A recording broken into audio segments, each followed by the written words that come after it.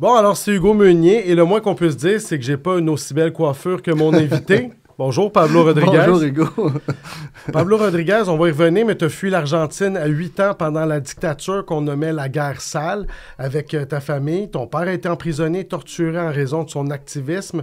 Au Québec, vous êtes installé à Sherbrooke, d'où tu es sorti plus tard avec en poche un diplôme en administration. La politique, ça a toujours été dans ta vie. D'abord avec l'aile jeunesse des libéraux, puis comme député d'Honoré-Mercier au Parti libéral fédéral depuis 2004. Tu as été en 20 ans leader de la Chambre, lieutenant du gouvernement Trudeau, directeur de la campagne de Michael Ignatieff, ministre du patrimoine, des transports. Tu sièges comme indépendant depuis l'annonce de ta candidature comme chef du Parti libéral du Québec.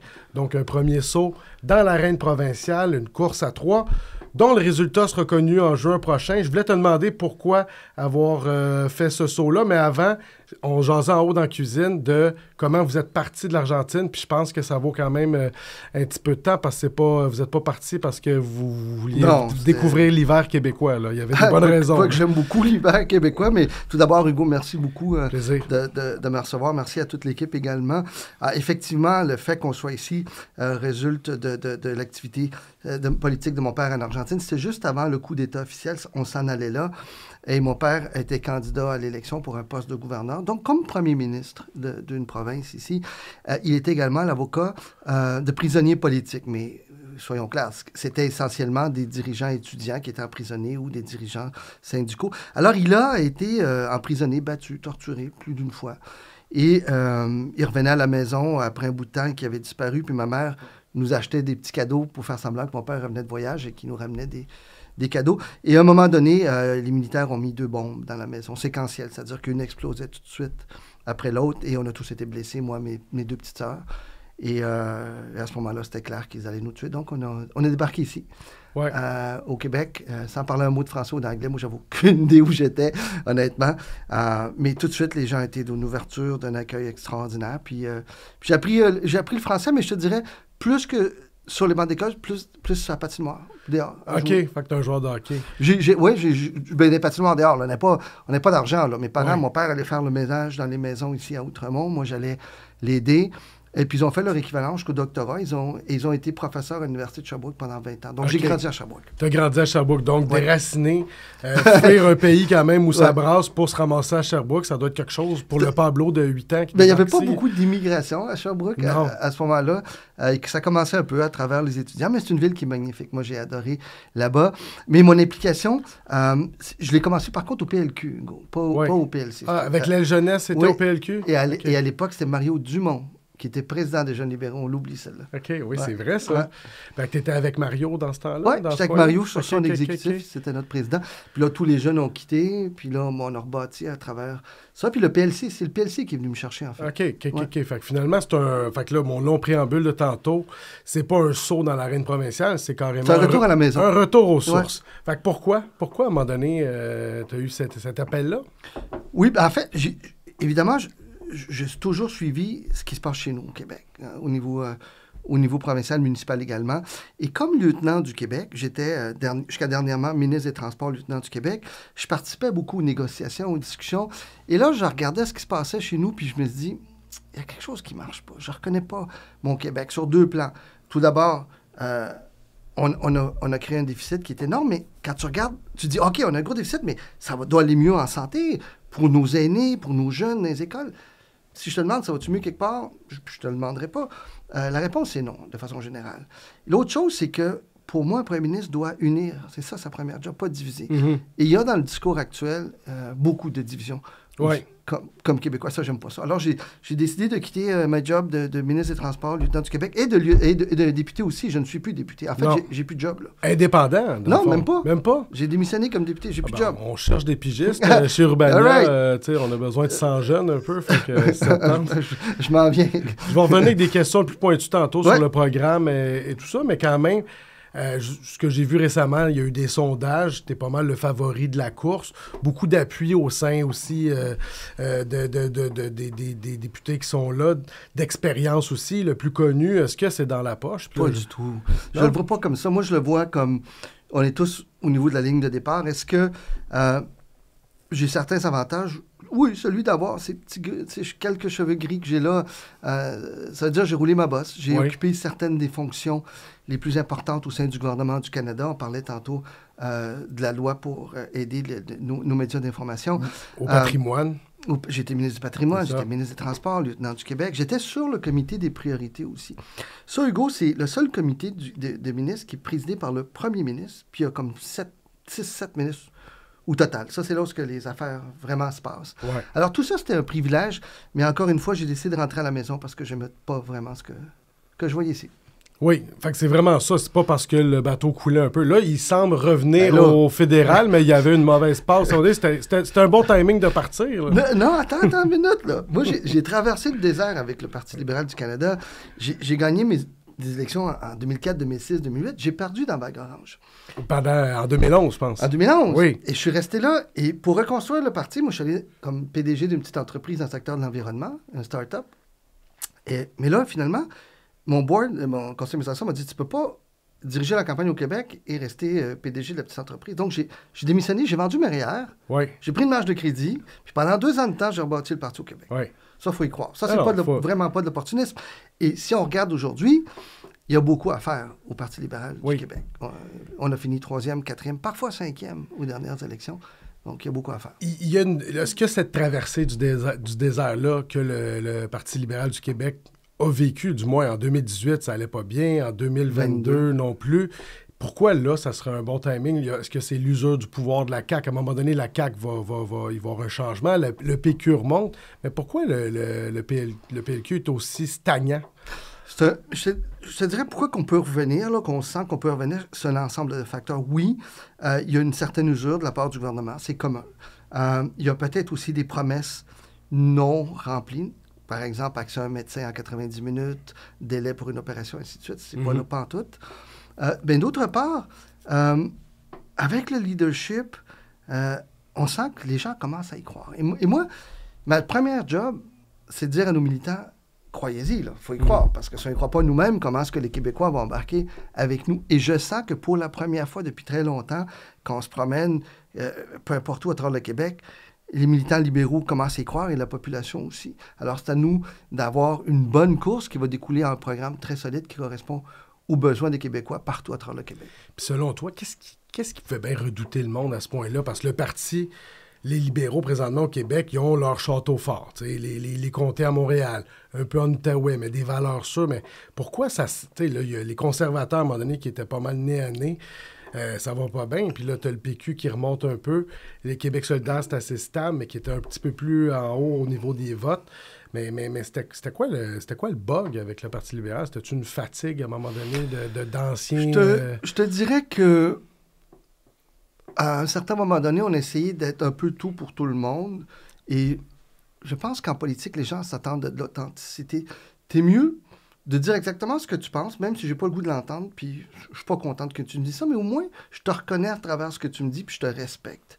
Et je pense qu'à certains moments, on a voulu trop faire plaisir à tout le monde, ça, c'est impossible. Il n'y a rien qui va remplacer l'authenticité. Puis est-ce que l'approche Pablo Rodriguez, elle va être authentique?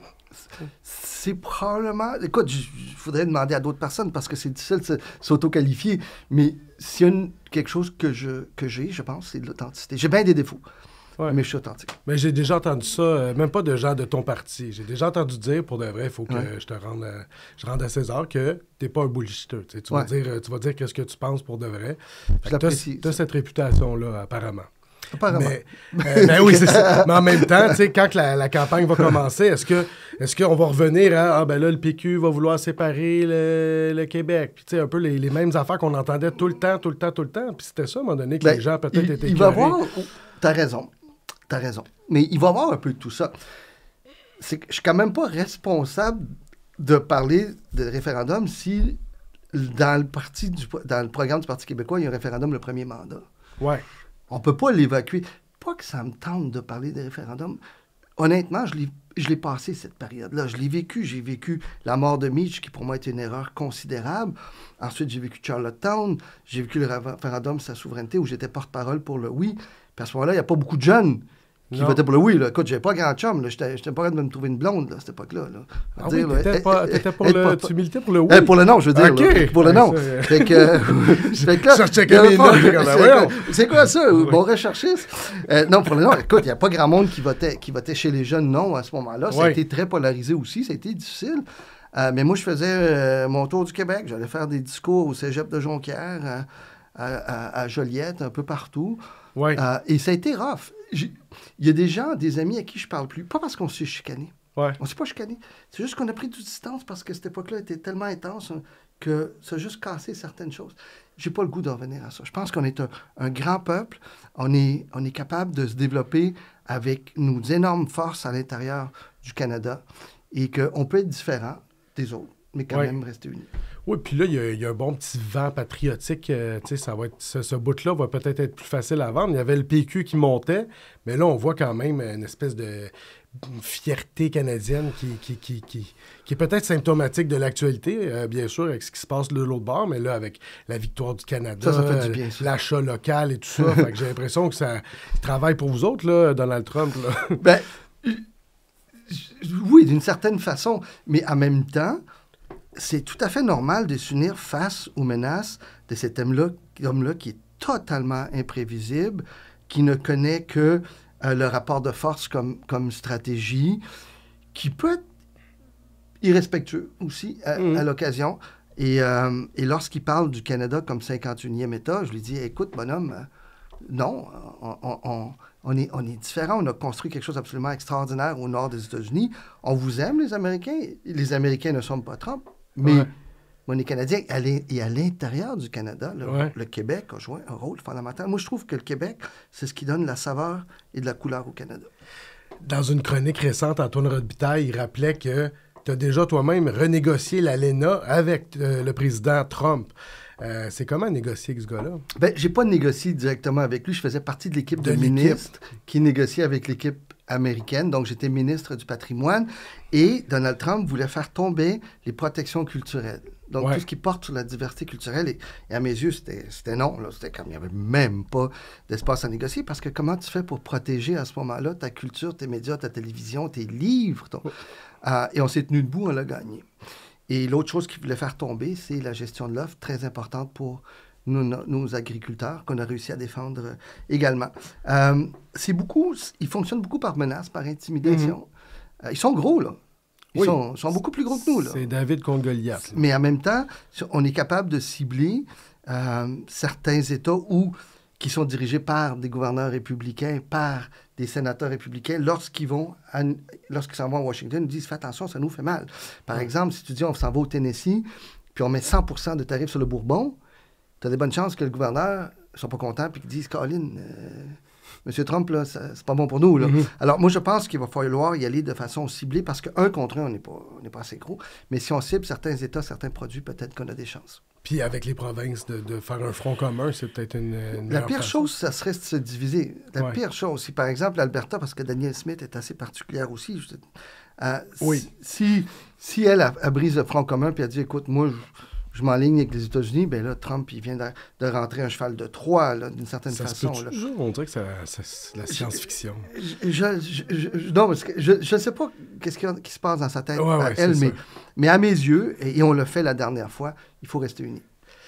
Tu as maintenant le droit d'être une belle-mère du Parti libéral fédéral, t'es plus là. Est-ce qu'ils gèrent ça comme du monde, la guerre commerciale contre Trump? Tu trouves-tu que à date, ils font bien ça? Bien, pour l'instant, il n'y a pas de tarif. On essaie qu'il n'y en ait pas autant que possible, mais il va probablement y en avoir. Là. Écoute, c'est Trump est ce qu'il est. Il va falloir, je pense, accentuer notre présence là-bas et faire comprendre aux Américains que votre coût de la vie, là, il va augmenter de beaucoup. La promesse de Trump que les démocrates n'ont pas compris. Les démocrates voulaient encore être la conscience sociale des États-Unis, puis ils parlaient de plein de choses, sauf du coût de la vie. La promesse phare de Trump, il va la briser parce que si ça te coûte 25% de plus pour le bois canadien, 25% de plus pour l'acier, l'aluminium, le pétrole, c'est sûr que le coût de tes maisons va augmenter. Le prix d'à peu près tout va augmenter. T'es un vieux routier de la politique. Je travaille avec des gens quand même assez jeunes. Et moi-même, je veux dire, il y a une anxiété présentement, les gens, parce qu'on n'est pas habitué de voir ça, nous autres, un pays comme ça qui fait des jokes ou pas de jokes d'annexion aux 5 minutes. Ouais. Est-ce que toi, t'es capable, avec d'avoir un pas de recul, de faire c'est une game, ça va durer 4 ans, puis après ça, on continue? Ou il y a vraiment, t'as l'impression que il y a quelque chose d'unique et d'épeurant qui se passe présentement sur l'échiquier politique, je dirais mondial? C'est une très bonne question. Et très bon constat d'ailleurs de ta part. Il faut rester calme, mais comprendre le sérieux de la situation également. Cet homme-là dirige la plus grande puissance économique. C'est notre seul voisin. On n'en a pas d'autre. Si tu regardes en haut, on a de la glace. Si tu regardes de chaque bord, on n'a rien, ou les États-Unis. Et on est extrêmement dépendant. On est un peu responsable de ça. Par exemple, au Québec, on exporte pour 75% de notre production. À peu près 87 milliards par année aux États-Unis. Le deuxième, la Chine à 4 milliards. Troisième, la France à peu près à 2 milliards, malgré les liens historiques, fraternels et linguistiques qu'on a avec la France. Alors, moi, je pense qu'on doit prendre acte de ce qui se passe et réaliser que la diversification est nécessaire. On est le seul pays, le Canada, dont on fait partie, on est le seul pays du G7 qui a un accord avec tous les autres pays du G7. Le seul. Un accord avec l'Europe. Un accord avec l'Angleterre, la Grande-Bretagne à part, et un accord avec la région Indo-Pacifique où vivent des centaines de millions de personnes. Alors, tirons profit de ça. On revient-tu au Québec? Absolument. On revient au Québec. Là, par exemple, justement, cette course-là au Québec, on a l'impression qu'elle passe un petit peu dans le beurre par rapport à tout ça, même si votre français, comme on disait tantôt, il est bien meilleur que celui des candidats au fédéral. Hey, s'il ne l'était pas, là, c'est comme...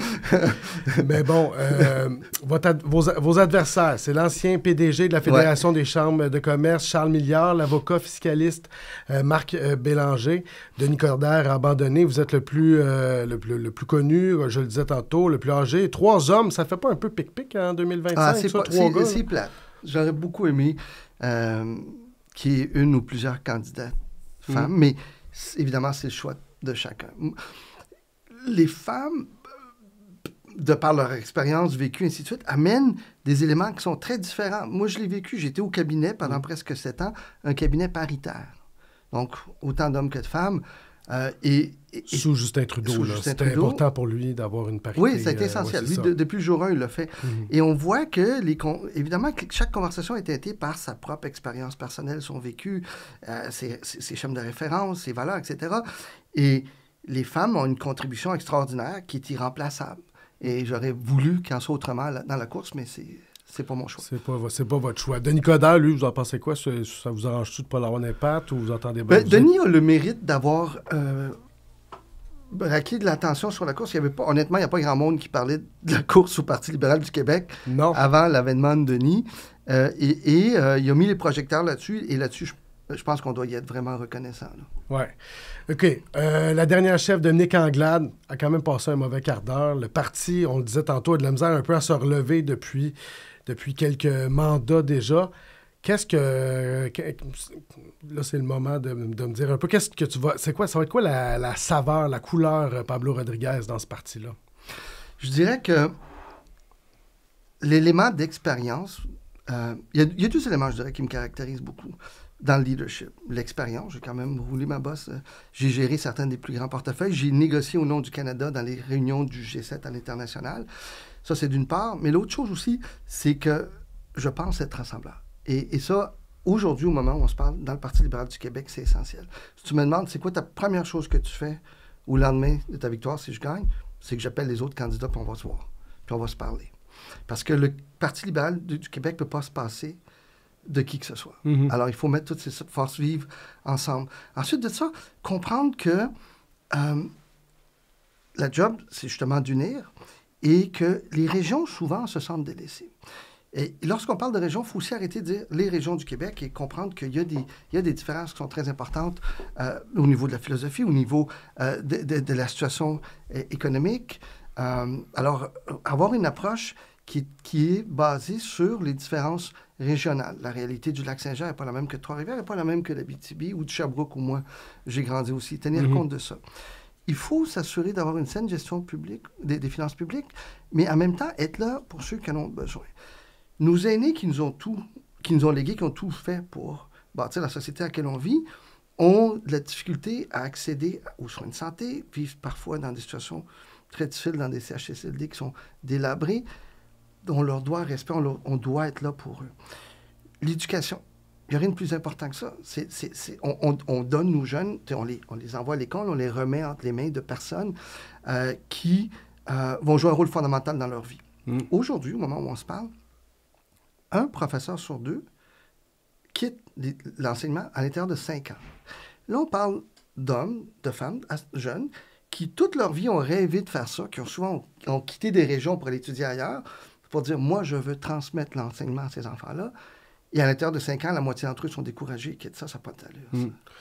Et puis, ça va être intéressant aussi au niveau provincial, parce que c'est des compétences, tu parlais de la santé, de l'éducation. Au fédéral, oui, mais c'est surtout provincial. Au provincial, ça se joue. Fait que là, ça devient quand même des enjeux très, très, très, très importants pour les gens. C'est du concret. Le provincial est beaucoup plus dans le quotidien des gens. Moi, pour avoir été dans les deux, milité dans les deux, avoir été ministre à Ottawa, mais être activement impliqué à Québec, pour nous, puis c'est évident, là, pour nous, les Québécois, notre gouvernement national, il est à Québec. Oui, puis ceux qui ont fait le saut au municipal disent que c'est bien plus concret, le municipal. Fait que peut-être qu'après ça, on va te voir à la mairie de Montréal. Non, il y en a qui ont essayé, mais... Ah oui? Récemment? Parce que là, il y a... Mais pas avant que... Mais moi, dans mon cœur, dans ma tête, c'était clair que c'était Québec. Tu es un député de la région de Montréal, tu sais, Honoré Mercier. Tu connais sûrement très bien ton Canada d'un océan à l'autre, après 20 ans à la Chambre des communes. Le Québec aussi, j'imagine que tu t'es promené... Je tourne à travers le Québec depuis 1992, depuis mon implication. OK. Ouais. Ta place préférée? Ta région? Mettons, faut que tu t'achètes un chalet. J'ai grandi à Sherbrooke. Ma soeur est encore là. Puis... Tu as de la famille à Sherbrooke. Oui, non, c'est définitivement... J'aime les autres. J'adore le Québec. Je suis tombé fou amoureux du Saguenay-Lac-Saint-Jean. Les gens, je trouve la joie de vivre. Il y a quelque chose de magnifique là-bas. L'esprit entrepreneur de la Beauce. Enfin, il y a des beautés partout, mais moi, mon chez-nous, puis même si j'habite Montréal depuis longtemps, même si j'ai été député ici, c'est Anjou-Rivière-des-Prairies, mon comté, Honoré Mercier. Si tu me demandes d'où tu viens, je vais te dire de Sherbrooke. OK, fait que on peut quitter Sherbrooke, mais Sherbrooke ne nous quitte jamais. C'est quoi le buzz présentement quand tu te promènes, tout ça? Est-ce que tu sens que les gens ils vont te voir, tu sens qu'il y a il y a une bonne ambiance pour ta candidature? Oui. Mais j'ai eu la chance à travers mes postes que j'occupais, d'être souvent dans les médias, à la radio, à la télévision, tout ça. Fait que les gens me reconnaissent quand même. Quand je tourne, puis là, ils viennent me voir, puis ils sont comme curieux. Ah ouais, on vous a vu, vous... à Ottawa, là, mais qu'est-ce que vous voulez faire à Québec? Puis là, ça me facilite les discussions. Honnêtement, je me fais arrêter régulièrement dans la rue. Probablement qu'ils reconnaissent mes cheveux plus que d'autres choses. Je pense que oui. Puis, ils sont quand même célèbres. C'est peut-être les cheveux les plus célèbres du Québec. Personne ne se souvient de mes discours, mais les gens se rappellent de mes cheveux. Et j'ai des discussions tous les jours dans la rue. C'est le fun. Mais ça, devenir une vedette, tu sais, parce que là, tu as tout été un peu dans l'entourage avec Justin Trudeau, pas dans l'ombre, tu as quand même des bons rôles, mais quand même, là, c'est un rôle de premier plan. Tu deals bien avec ça? Oui, c'est le jour et la nuit. Moi, j'ai dirigé plusieurs campagnes. J'ai dirigé les 3 dernières élections du Parti libéral du Canada pour le Québec. J'ai été lieutenant. Donc, j'ai occupé toutes ces fonctions. J'ai réussi à faire élire beaucoup de gens et des chefs. Mais c'est la première fois que moi-même j'y vais de l'avant. Mais il y a certaines choses qui m'ont préparé. J'ai été président des Jeunes libéraux, j'ai été président du parti, j'ai été lieutenant du Québec. Donc, ce sont des rôles de leadership. Mais ça t'y prépare, mais il n'y a rien qui te prépare totalement à ça. Non. Parce que ça arrête là. Tu comprends? Faut que tu cales les shots. Et un leadership, c'est des amis. C'est une gang de tripeux. C'est des gens qui... Il n'y a personne qui est payé. On n'a pas d'argent pour payer quelqu'un. Là. Geneviève qui est avec moi aujourd'hui, elle est là comme bénévole, comme amie. Il y en a plein qui sont là comme ça, qui n'ont pas de job, qui croient en moi, qui croient en un projet, qui croient au Québec. Alors, c'est quelque chose, c'est fantastique, là, parce que, je le disais ce matin, ils m'ont choisi et je les ai choisis. Oui, ça, c'est beau. La CAQ et le PQ parlent de réduire le nombre d'immigrants. C'est une patate chaude, un sujet sensible au sein de la population. C'est quoi votre position là-dessus? Moi, je l'ai dit, ça fait longtemps, je suis d'accord. Mais il va falloir le faire en meilleure collaboration, je dirais, avec le secteur des affaires, en particulier en région.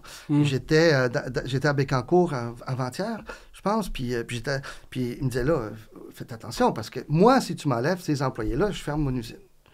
Et c'est vrai à bien d'autres endroits également. Donc, je pense qu'il va falloir réduire le nombre d'immigrants, mais peut-être en ayant des meilleures discussions avec le terrain. Tu as critiqué François Legault en disant tantôt de vouloir diviser le Québec et tout ça, mais comment on fait pour unir? Parce qu'on dirait qu'on est tellement polarisé à cette heure, entre les partis. Autrefois, les chicanes constitutionnelles, PQ, libéraux. Maintenant, bon, il y a un troisième parti, mais on n'a pas l'impression qu'on est sorti des chicanes. Comment qu'on fait pour unir des gens qui ont des idéologies puis des valeurs aux antipodes?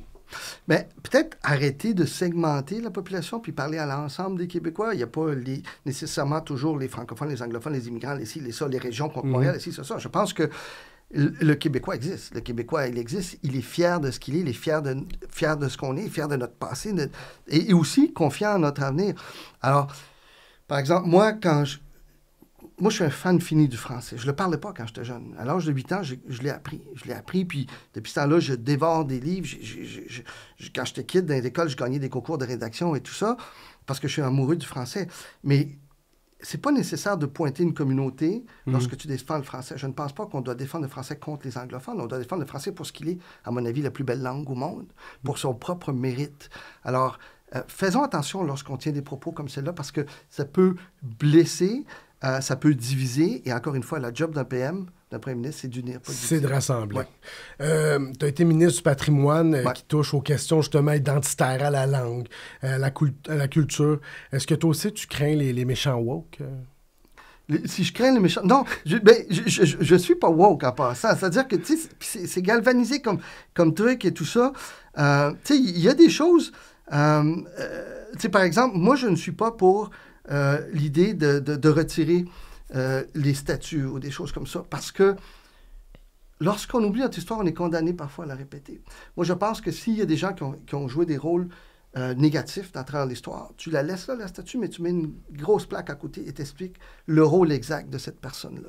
Ce qui est arrivé, je pense que c'est essentiel qu'on comprenne notre histoire à travers la vie des bons et des mauvais dans cette histoire. De ne pas gommer l'histoire. Il ne faut pas la gommer, il ne faut pas l'effacer. Je ne cherche pas à l'effacer parce qu'elle a eu lieu, je cherche à la comprendre. Oui. Tu as été un des artisans de la loi C-18. J'étais le ministre. Tu étais le ministre du patrimoine à ce moment-là. Oui. Raconte-moi un peu, c'était quoi ton rôle dans le passage de cette loi? L'écrire, au début. Carrément. Carrément l'écrire avec les fonctionnaires. Donc, eux, c'est les experts, c'est pas moi qui tiens la plume, mais en bout de ligne, c'est le ministre qui décide ce qui est dedans, ce qui n'est pas dedans. Ouais. Et pour ce faire, j'ai rencontré des gens de partout à travers le Canada, des deux côtés de la médaille, mais ceux qui étaient opposés, les géants du web, les Facebook et Google, m'envoyaient leur gros bonnet de Californie qui débarquait ici. Quand même. Puis je peux dire que c'est pas facile de négocier avec eux non plus, parce qu'ils se disent... Ils ont le bon bout du bâton. Moi, je m'en fous de toi. Là. Ouais. Tu sais, je vais déploguer. C'est ce que Facebook a fait. Mais Facebook, à travers les négociations, on n'a jamais senti qu'ils voulaient négocier. Alors que Google a négocié et ça donne 100 millions de dollars par année indexés pour l'ensemble de l'industrie journalistique. Trouves-tu que celle qui a hérité du dossier, Pascal Saint-Onge, elle gère bien ça? Elle a très bien négocié. C'est une négociatrice. Parce qu'elle vient du milieu syndical, elle négociait dans le passé. D'ailleurs, je l'ai connue comme ça. Moi, j'ai eu 2 vies comme ministre du patrimoine de la culture et lors de ma première vie, c'est une des personnes que j'ai consultées régulièrement. Concrètement, le blocage des nouvelles par Meta, ça nous fait mal, nous, comme médias numériques, comme Urbania, mais je pense que ça fait mal à beaucoup de monde. En plus d'enfler la désinformation, c'est préoccupant ce qui se passe. Oui, oui, mais je pense que Facebook agit de façon sauvage, là, Meta, de façon globale.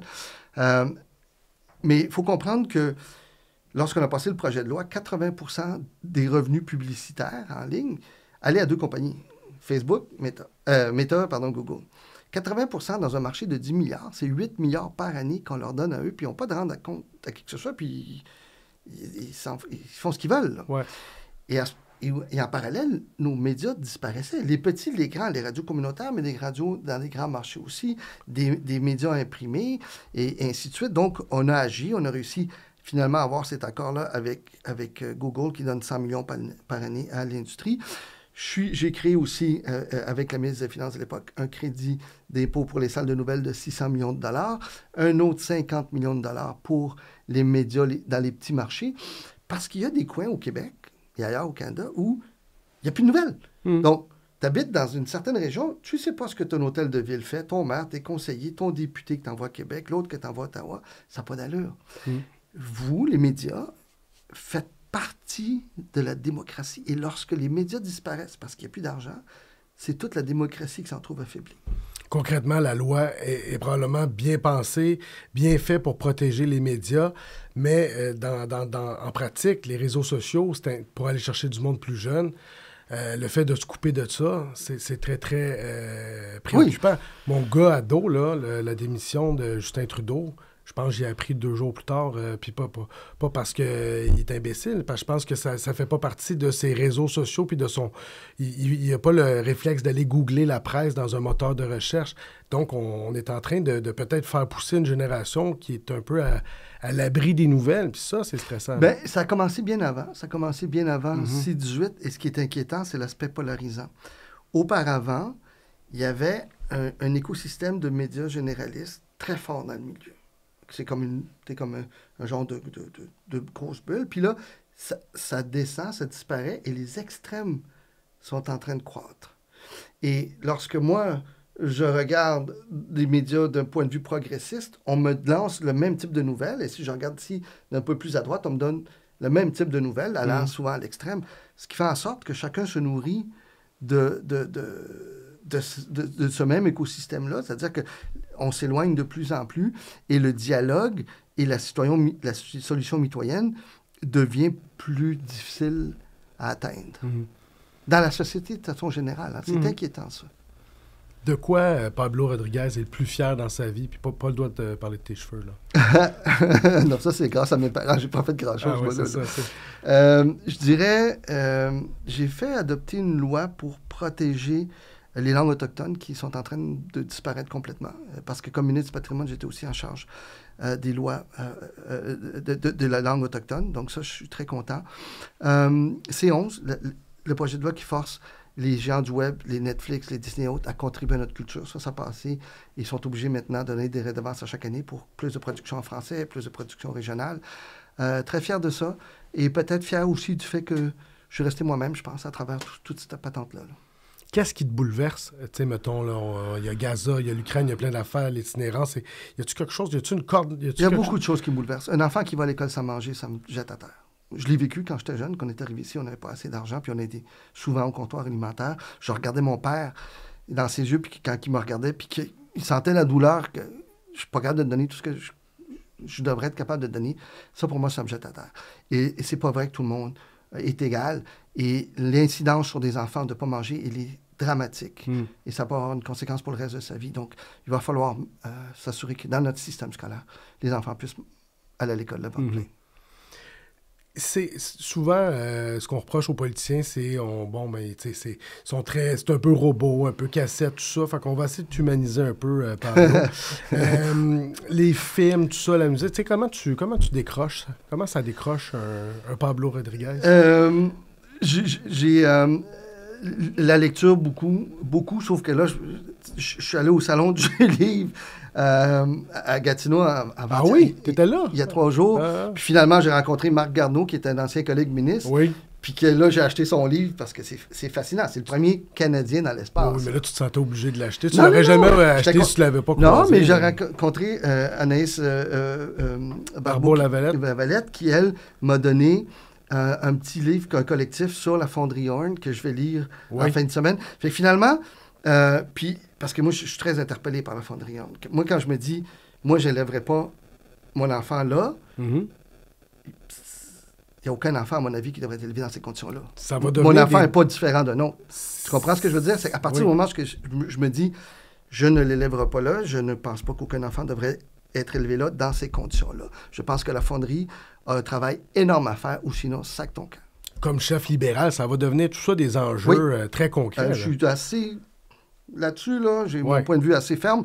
Comme sur la voie de contournement au lac Mégantic, il n'y a aucune raison pour que les trains continuent de passer au centre-ville. J'ai des idées assez arrêtées sur certaines choses. T'es sur ton lit de mort qu'on souhaite dans très longtemps. T'as un dernier film à regarder. C'est quoi ton film culte, mettons? La vie est belle. Okay. La vie est belle, où on voyait l'horreur dans les camps d'extermination juifs, mais l'amour d'un père pour son enfant était tel qui recréait toute une vie autour de lui et qui lui a permis, à une certaine façon, à l'enfant de passer à travers là. Donc, c'est un film qui est profondément triste, mais profondément beau en même temps. Sinon, la plupart des films de Denis Arcand, ici au Québec, là, que j'adore. Tu te ramasses premier ministre du Québec, puis tu as ton mot à dire sur la programmation du Festival d'été de Québec, là, bizarrement. Fait que c'est qui tu fais venir? Tu as tous les choix. C'est quoi ton band? Ah, moi, écoute, moi, j'ai cheveux gris pas mal. Là. Fait que, tu sais, j'ai grandi avec du Charles Lebois et compagnie de Robert, que je connais d'ailleurs très bien. Là. Je suis allé le voir, mais ça a été écourté l'année passée à cause de la température. Et c'est là que les Cowboys Fringants devaient se produire. J'étais là ce soir-là, mais ils sont venus par la suite par chance. Oui. C'était à la fois magnifique et triste. Oui. Mais moi, j'étais le soir qu'ils n'ont pas pu jouer avec Robert ce soir-là. Je sais pas, Ariane Moffat, je l'aime beaucoup. Il y en a énormément. Là. Ouais. Dans un monde idéal, les Cowboys Fringants, mais ils sont plus là. Tu te ramasses chef libéral. Es-tu capable de me donner une qualité de tes adversaires? Paul Saint-Pierre, François Legault, les autres, qu'est-ce que tu trouves qu'est-ce qu'ils font de bon, eux autres? Ce que j'aime dans Paul Saint-Pierre Plamondon, c'est que il est cohérent dans... Il veut un référendum, ben il dit qu'il va faire un référendum. Mm-hmm. C'est pas... si les conditions gagnantes sont là, peut-être... Il veut son référendum, les choses sont claires au moins. Il va, c'est ça, il tergiverse pas sur quand je vois l'assurance. Mais c'est ça qu'il veut, c'est très correct qu'il le dise. Mais là, également aussi, là. C'est un compliment, là, parce que tu reproches ça aussi de vouloir faire ça. Non, moi, je valorise ça énormément. De dire l'intégrité. Moi, je veux dire l'intégrité par rapport à sa position sur le référendum. François Legault, as-tu fait quelque chose de bon? Je veux dire, il n'y a personne qui est totalement mauvais. Je veux dire, c'est un comptable, je sais pas. Son rapport d'impôt, il est à jour, lui. C'est pas tout le monde qui est là, l'impôt. On nommera pas de nom. C'est pas plus compliqué que ça. Merci, Pablo Rodriguez. T'as passé le test. Merci beaucoup.